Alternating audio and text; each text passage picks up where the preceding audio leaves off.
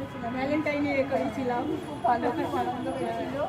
এবারে দোলের সময় তো অনেক মিষ্টি সবাই খাওয়াবে। বসন্ত উৎসব মানে দোল, আর দোল মানে কৃষ্ণ থাকেই সেখানে।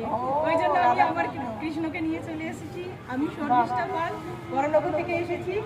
আমি আজকে 2 রকম মিষ্টি বানিয়েছি আর একটা বাদাম লস্যি বানিয়েছি। তা তোমার দুটোটাই আমার মনে হচ্ছে দোলের সময় খুব পুরো কাজে একদম লাগবে। দোলের জন্যই আমি একদম স্পেশাল আমাদের বানিয়েছি। এইটা যদি কোনো ভিডিওটা কেউ যদি ফলো করে তাদের পক্ষে খুব ভালো হবে। একদম একদম মিষ্টি হিসেবে তারা নিশ্চয়ই দোলের দিন এটাকে একদম বানাতে পারবে। এর মধ্যে আমার 2 রকম মিষ্টি আছে। একটা হচ্ছে 2-in-1 লাড্ডু বানিয়েছি আমি গাজর দিয়ে, যেটা ভেজিটেবল দিয়ে অনেকে বানাতে চায় সেটা।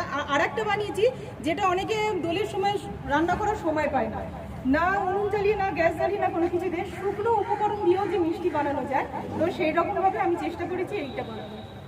তার সাথে রেখেছি বাদাম লস্যি। খুব ভালো। বাদাম লস্যিটা তো